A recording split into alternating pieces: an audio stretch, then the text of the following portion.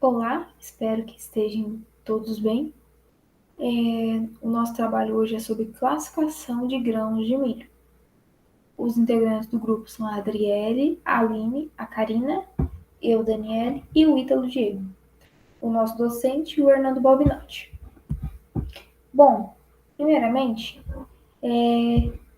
o intuito de se fazer a classificação de grãos é para que haja a qualidade desses grãos que forem comercializados ou processados, enfim.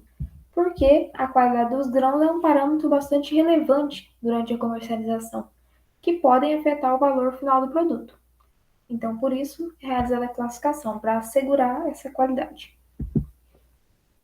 Bom, e para essa classificação de grãos, existe uma legislação que rege ela. Essa legislação é a Lei 9.972, de 25 de maio de 2000, que é regulamentada pelo Decreto 3.664, de 17 de novembro de 2000 também. E o artigo 3 diz que é o ato de determinar as qualidades intrínsecas e extrínsecas de um produto vegetal, com base em padrões oficiais, físicos ou descritivos. Vocês sabem quando que a lei exige que haja a classificação dos grãos? Sejam eles milho, soja, ou dentre outros? A classificação deve ocorrer quando esses grãos serão destinados diretamente à alimentação humana, ou seja, quando os produtos atendem todas as normas de segurança alimentar, né, para serem oferecidos ao consumidor final, quando são realizadas operações de compra e venda do poder público, e também nos portos, aeroportos e postos de fronteiras, quando há importação. Aqui nesse fluxograma, a gente tentou retratar quais são os passos para realizar a classificação dos grãos. Primeiro é retirada uma amostra do lote, depois essa amostra é homogeneizada, depois de homogeneizar, ela é quarteada, é determinada a matéria estranha e as impurezas, determina-se a umidade, determina o grupo, a classe e o tipo, e por fim a emissão do laudo. E cada uma dessas etapas serão explicadas melhor a seguir. Agora eu, Adriele, vou dar continuidade falando um pouquinho sobre os passos que são realizados para fazer a classificação de grãos. O primeiro passo é a amostragem. Então, o caminhão ele vai sair da lavoura e vai ir reto para o local onde será realizada a classificação. O primeiro passo que deve ser feito é pesar o caminhão para ver a quantidade de grãos que tem e assim realizar a amostragem, que no caso seria a quantidade de pontos que deve ser coletados no caminhão.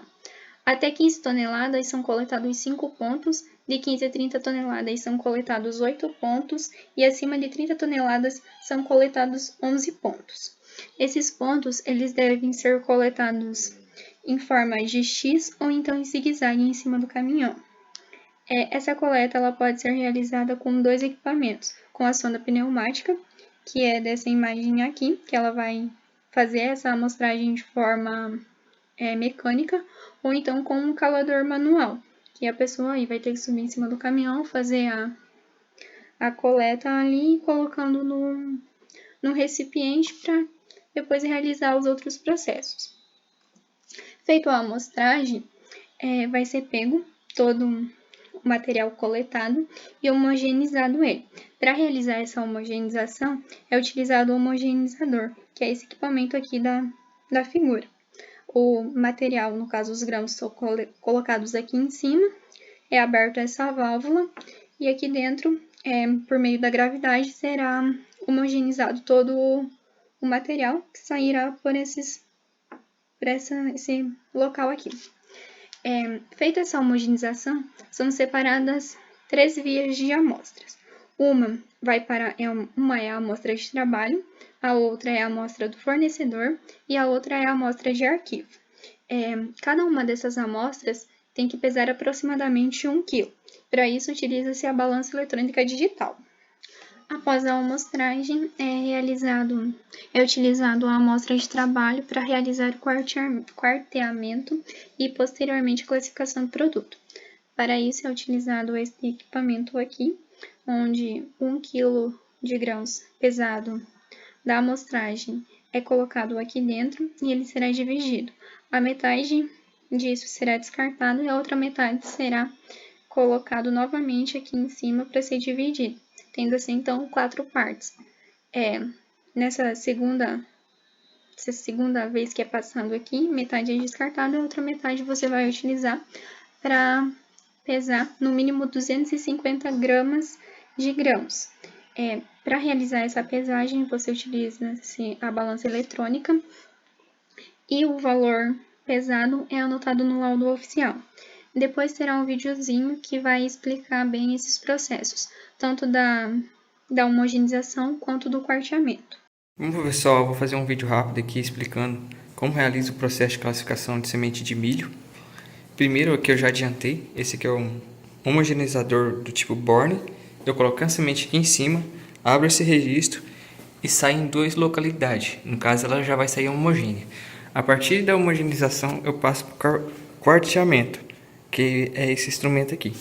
Eu vou colocar o milho por esse orifício aqui, ele vai dividir para mim em 2 amostras.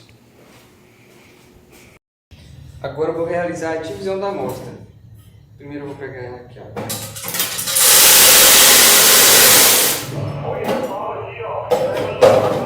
O ideal é realizar essa atividade 2 vezes, mas eu vou passar para frente para o vídeo não ficar comprido. Bom, agora eu vou falar um pouco como faz para determinar a matéria estranha e as impurezas. Quando a gente pega aquela amostra que veio ali do quarteamento, retirou 250 gramas, é passado por 2 peneiras e uma com fundo. A primeira peneira é de 5 milímetros. Nela vai passar o milho e as impurezas menores, ficando as maiores, como sabu, palha, etc. Na segunda peneira de 3 milímetros vai estar passando as impurezas mais finas, como quirela, alguns ciscos. Após peneirar essas amostras, vai se retirar os que ficou retido na de 5 milímetros e as que ficaram no fundo. Essas 2 amostras vai ser realizada a matéria estranha e as impurezas. Para cada uma delas, a gente faz uma regra de 3 para estar estimulando a porcentagem de impureza. Por exemplo, eu peguei essas amostras, essas impurezas, pesei, que eu coloquei aqui no peso de meio, multipliquei por 100 e vou dividir pelo peso da amostra. E seria, no caso, 250 gramas. Eu fiz um videozinho rápido, falando um pouquinho sobre isso aqui, e vou colocar ele mais à frente. A partir daquela amostra quarteada, eu coloquei ela em cima da balança de 2 dígitos, de 1 dígito essa, e pesei 300 gramas. Agora eu vou passar elas nas peneiras, para eu tirar as impurezas e também os grãos quebrados. E a partir daí fazer a porcentagem de impureza. Vou colocar aqui e vou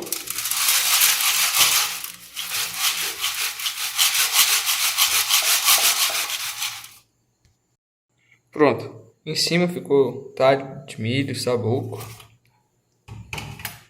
aqui o milho, e embaixo ficou a quirela. Agora eu vou fazer uma regra de 3 para saber a porcentagem de impureza dessa amostra. Na última peneira do fundo, deu 5,3 gramas. Aqui se encontrava os talos e sabugo, deu 3,1 grama. E a partir daí eu vou fazer uma regra de 3 e calcular a quantidade de impureza dessa amostra. Pronto, a partir dos 5,3 e 3,1 que eu retirei da amostra de impureza, deu 8,4 gramas. Então, a partir disso, eu vou fazer uma regra de 3 e chegar ao valor de 2,8% de impureza da minha amostra. Em seguida, eu retirando as impurezas e as matérias estranhas da minha amostra, eu vou passar ela no medidor de umidade. No vídeo que eu vou mostrar, eu vou utilizar esse daqui, que tem balança interna. Porém, existem alguns outros medidores, como esse daqui, que não possuem a balança interna. Você não precisa pesar a amostra antes. Também tem uns que você coloca, que são medidores de umidade a campo, não são precisos, como esse aqui, mas você coloca dentro de uma determinada volume e ele faz a medição dessa umidade. Em seguida, eu vou pegar essa amostra e vou estar passando no medidor de umidade. Eu vou mostrar o passo a passo. Eu vou colocar para medir a umidade em sim. Eu vou colocar de milho de 7 a 40%, como é milho grão. Sim. Ele vai zerar a balança. Zerando a balança, eu vou colocar o milho dentro desse recipiente até dar 100% a minha balança. Chegando no 100%, ela vai aquecer o capacímetro. E nesse momento é só esperar. A amostra tá aqui. Caiu para dentro. E vai fazer medição. Caiu no recipiente embaixo. E me deu. A umidade desse milho está em 3,3%. E passando para o lado aqui, ele está em 23 graus. E é isso. Aí eu retiro a amostra aqui embaixo. Então, pessoal, é isso que eu queria mostrar para vocês, os passo a passo utilizado. Bem, eu vou falar agora um pouquinho sobre a determinação do grupo, classe e tipo, é a Karina. O grupo ele é definido conforme a consistência e o formato do grão. O grupo 1 ele é classificado como duro, quando apresentar no mínimo 85% em peso dos grãos com características de duro, ou seja, apresentando um endosperma predominantemente corno e exibindo um aspecto meio vítreo, ou seja, aquele aspecto meio transparente. E quanto ao formato, ele é considerado duro quando o grão se apresentar predominantemente ovalado e com uma coroa convexa e lisa, como dá para ver nas imagens. O grupo 2 é classificado como dentado, que é quando apresentar um mínimo de 85% do peso dos grãos com característica dentado, ou seja, uma consistência parcial ou totalmente farinácea. E quanto ao formato, ele é considerado dentado quando apresentar realmente esse formato meio dentado, com a coroa apresentando essa reentrância acentuada, que é perceptível na imagem. O grupo 3 é classificado como semiduro, que é quando apresentar o mínimo de 85% em peso dos grãos com uma consistência e formato intermediário, entre o grupo 1, que é o duro, e o grupo 2, que é o dentado. Já o grupo 4, ele é classificado como misturado, que é quando os grãos não estiverem compreendidos entre nenhum dos grupos anteriores que foi citado.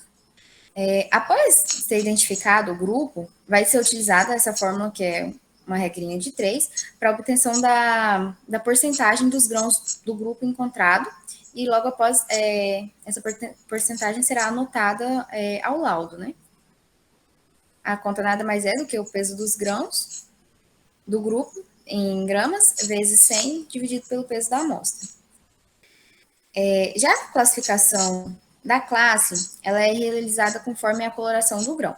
Aí tem a coloração amarela, que é constituída de um milho que contenha, no mínimo, 95% em peso dos grãos amarelos. Pode ser aquele amarelo mais pálido ou amarelo mais alaranjado. E, além disso, os grãos que são amarelo com uma ligeira coloração avermelhada ou rosa, eles no pericarpo, eles também serão considerados da classe amarela. Também tem a classe branca, que ela é constituída de um milho que contém, no mínimo, 95% do peso em grãos brancos. E essa coloração do grão de milho pode variar numa coloração mais marfim ou palha, que também é considerada a coloração branca. Aí tem cores, que é a outra classificação, que ela é constituída de um milho que contém 95% em peso de grãos que têm uma coloração uniforme, mas diferente das classes amarela e a branca. Esse grão de milho, com ligeira variação na coloração do pericarpo, ele será considerado da cor predominante dele. E também tem a quarta classe, que é a misturada, que ela é constituída de um milho que não se enquadra em nenhuma das outras classes anteriores. Após a identificação da classe, também será utilizada a mesma fórmula, a regrinha de 3, para saber a porcentagem de grãos de classe encontrados naquela amostra, e também vai ser realizada a anotação no laudo. A classificação do tipo, é conforme os limites de tolerância que são expressos nessa tabela. O milho ele vai ser classificado em 3 tipos, de acordo com a sua qualidade, definindo pelos limites máximos de tolerância que são estabelecidos nessa tabela. Ele ainda pode ser classificado como fora do tipo e ser desclassificado, na verdade. Nessa tabela, a gente tem os limites máximos de tolerância expressos em percentual. Para determinação do tipo, tem alguns parâmetros. No caso, tem esse primeiro, que será considerado como fora de tipo o milho que não atender os parâmetros estabelecidos para o tipo 3, que foi apresentado na tabela. O milho enquadrado como fora do tipo por grãos ardidos ou total de avariados ou carunchos, ele poderá ser comercializado como se apresenta, desde que ele seja identificado fora do tipo, ou ele poderá ser rebeneficiado, desdobrado, ou até recomposto para ser feito o enquadramento em algum tipo. O milho que também foi enquadrado fora do tipo por grãos quebrados ou matérias estranhas e impurezas, ele não poderá ser comercializado como se apresenta. E por isso ele deve receber algum rebeneficiamento ou desdobrado para que ele possa se enquadrar em algum tipo. E também tem o milho que apresenta insetos vivos, né, ou outras pragas que são de grãos durante o armazenamento. E esse tipo de milho ele não poderá ser comercializado como ele é apresentado se não ocorrer um expurgado ou ele ser submetido a alguma forma eficaz de controle antes da comercialização. Além disso, outro parâmetro também será que ele será desclassificado e proibida a sua comercialização se ele apresentar uma ou mais das situações indicadas, que no caso seria o mau estado de conservação, incluindo o aspecto generalizado nele de mofo ou de fermentação, a presença de sementes tratadas ou sementes tóxicas, e o odor estranho, que é impróprio do produto e que inviabiliza a sua utilização onde é proposta, né? E também os limites de tolerância acima dos estabelecidos para defeitos ardidos, no total que foi averiguado, e carunchos e tudo mais de defeitos. E bem, após analisar os grãos e separá-los conforme as suas avarias e identificá-los, vai ser novamente realizada essa continha, que é a regra de 3, para se ter a porcentagem de grãos avariados.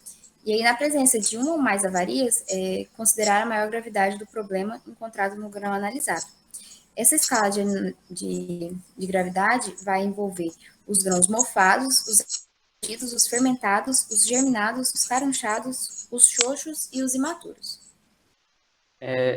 O Ítalo, vou continuar falando um pouquinho agora sobre a emissão do laudo. A partir de todos esses dados, todos esses processos que a gente descreveu atrás, é repassado para esse laudo de classificação. Cada produto possui um laudo de classificação. Esse é o do milho. Ele vai ter o nome do cliente, o endereço, o CPF, a quantidade, os aparelhos utilizados, o que a gente já até falou, os grãos quebrados, porcentagem, pureza, todas essas informações. E essa informação vai ter que ser assinada pelo classificador, que seja apto a realizar isso, e seja passado, por exemplo, no secador e posteriormente ser lançado ao produtor, que fez a venda, a comercialização desse produto por armazém, ou se não direto para exportação. Vou estar dando continuidade ao trabalho. Eu sou a Aline, e eu vou falar sobre os efeitos graves e os efeitos leves. Então, depois dessa classificação toda que foram feitas, né, que foi feita, aliás, a gente vai realmente definir o que são os defeitos leves e os defeitos graves para poder fazer essa classificação, certo? Então, os defeitos graves. Basicamente, é a incidência sobre o grão que compromete seriamente a aparência, a conservação e a qualidade do produto, restringindo ou inviabilizando o uso do mesmo, que são grãos ardidos, grãos carunchados e ou atacados por lagartas das vagens, grãos germinados, outros tipos de impurezas, matérias estranhas e grãos mofados. Os grãos mofados. São grãos inteiros, partidos ou quebrados que apresentam fungo, né, mofo ou bolor, visíveis a olho nu. Então, a gente pode ver na primeira imagem ali, à direita, o grão de milho com mofo, né, vários corpos de frutificação ali corpos de frutificação não, perdão. Vários esporos ali do fungo sobre o milho, então isso inviabiliza a comercialização desse grão, né? Temos os grãos ardidos também, grãos inteiros, partidos ou quebrados, visivelmente fermentados na parte interna, com ou sem alteração na coloração do tegumento, assim como os grãos queimados durante o processo de secagem artificial. A gente vê a segunda imagem ali abaixo.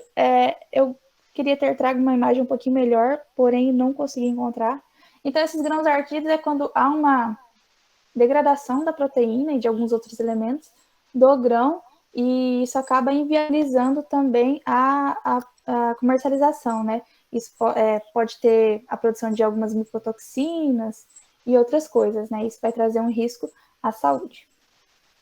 Temos também os grãos germinados, que são grãos inteiros ou partidos que apresentarem início visível de germinação, né? Então, a gente pode ver na imagem à direita acima ali, o grão que ele já está entrando nesse processo de germinação. Visualmente, você vê como que é estranho um pouco o grão, né? Ele já é germinado, isso traz uma carga estranha, né? Quando a gente olha. Então, não é legal quando o grão está germinado. Também tem o conceito de carunchado e atacados por lagartas das vagens, ou seja, são grãos inteiros, partidos ou quebrados, que se apresentarem prejudicados por carunchos em qualquer de suas fases evolutivas, desde a presença de ovos até a perfuração ou atacados por lagarta das vagens. Então, são grãos ali, como pode ver na imagem, que estão sendo degradados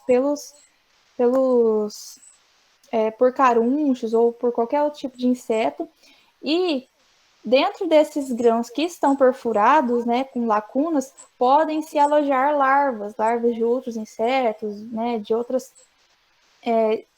animais ali, né, que trazem um risco à saúde, né? Você tem uma larva ali escondida ou alguma outra impureza que fica escondida nessas lacunas. Então não é interessante ter esse tipo de grão. O grão carunchado, que são os ovos de carunchos dentro dos grãos, como eu falei anteriormente. E os defeitos leves. Então, são defeitos cuja incidência sobre o grão não restringe ou inviabilize a utilização do produto, por não comprometer seriamente a aparência, conservação e qualidade do mesmo. Então, são defeitos ali um pouco mais superficiais, que não trazem um risco tão grande à saúde, são considerados defeitos leves. Então, são considerados esses como amassados, danificados, imaturos, quebrados e partidos. A gente tem os amassados. Então, são os grãos inteiros, partidos ou quebrados, danificados por ação mecânica, com rompimento do tegumento e do cotilédone.